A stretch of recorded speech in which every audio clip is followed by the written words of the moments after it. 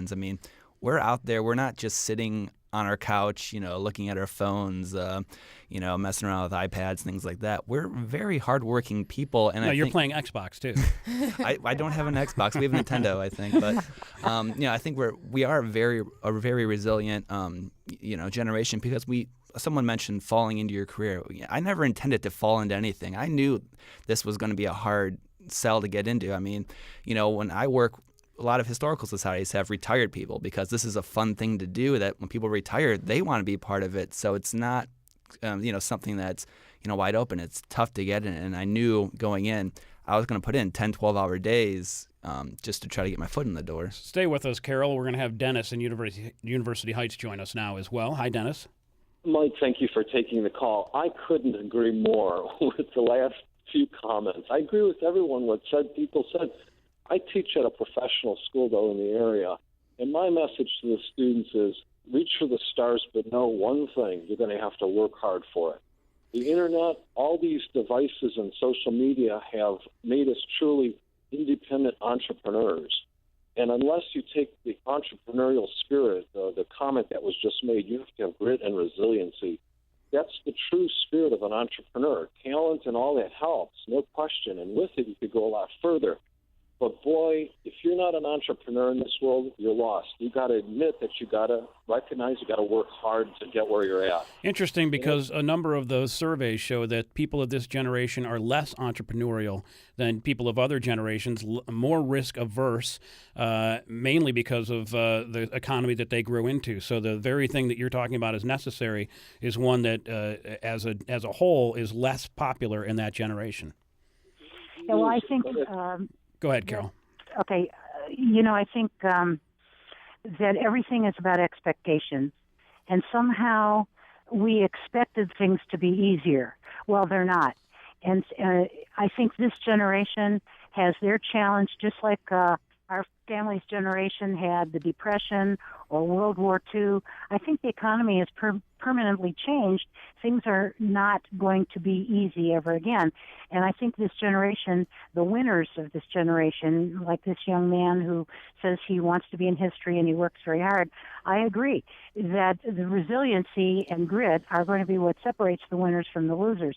Things aren't over yet. This failure to launch generation, if that's what we're talking about, I think their attitudes will change and their expectations will change, and then they're going to get the rewards they deserve. Mikhail, does the economy have to change too, and does policy have to change? Is grit enough?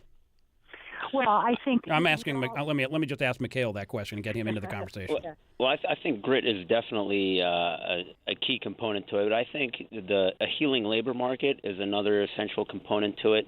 And then I also think flexibility is something that is going to be embedded in the culture going forward, because the job market is always changing, the economy is always changing, and workers are having to find that they need to supplement their existing skill set with newer skills to make themselves marketable.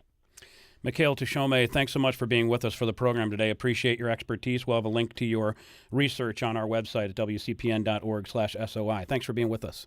Thank you. It's a pleasure. Thank you. And Carol Rivshin as well, thank you for joining our program today and telling us about Youth Opportunities Unlimited. Appreciate it. My pleasure. We have an email here from Amanda. Amanda's also calling, but Amanda, I'm going to take your email instead as we're running out of time. Amanda says that she'd like to hear the opinions of those on the show, and that'll be the two folks in front of me, Bridget and Jeremy, about how codependent these two generations might be on one another, two generations meaning boomers and millennials. One example, the millennials with their savvy tech experience and recent university degrees to help the older generations better survive in the digital age in exchange for the experience and, yes, at times financial support of their baby boomer Gen Xer parents. Interesting point. Do you contribute a little bit to that combination because of the expertise that you have, Bridget, or is it not a two-way street? My mom's pretty tech savvy. I mean, my dad isn't as much. I think he is a little older. He's like 63, and my mom is a little bit younger, so she's a little bit more adaptable. My dad picks up stuff and is afraid he's going to break it, which I think is kind of common with an older generation. But I mean, I do wireless networking in the house. I mean, I've always done kind of that tech stuff because that's kind of what I'm good at. Yeah, having a kid, somebody in the house, I want to say a kid, but it's not, having a millennial in the house is like having IT in the house, But there's also a lot of things I can't do. I mean, I can't build things. My dad can build shelves. I don't know how to do that. Jeremy? And, yeah, I mean, I love mom and dad, but God forbid the printer go down or something of that nature. Now, I mean, we'll get phone calls and it's tough to work over the phone, but, we'll go over, and if it's in exchange for a dinner or something like that, it usually works out pretty well. You're big on dinner. Oh, yeah. No, my mom's a great cook, so... And I think we look at our family as the four of us, me and my brother and my parents, as kind of a cohesive unit of not us against the world necessarily, but that we're always there for each other and we always help each other in whatever way we can. My brother's always coming over and fixing things around the house that my dad can't do anymore. They're helping us with money when they can. We just all look out for each other, and I don't think it's necessarily codependent in a bad way. I think that it's just a sort of intradependence of willingness to help each other and knowing that we're all going to be there for each other whenever we need help. And I agree with that too, because my siblings and I will help mom and dad if they need someone to be driven somewhere, or if a car needs to be taken in or something like that.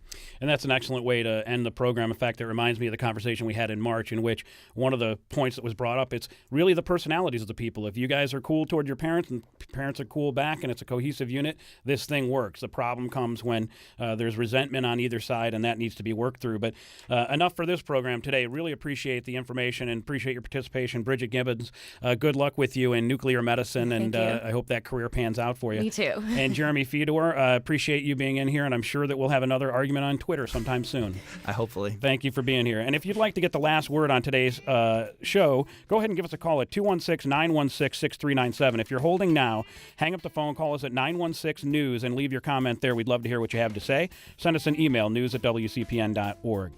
The Sound of Ideas today was produced by Ida Liaskowski-Hargitay. I'm Mike McIntyre. Thanks so much for listening. We'll talk to you again tomorrow. Support for 90.3 comes from Genia Fairview Door Company, helping Cleveland and Akron homeowners and businesses open up their garage doors with safe, quiet new openers and custom decorative garage doors since 1964. GeniaFairview.com.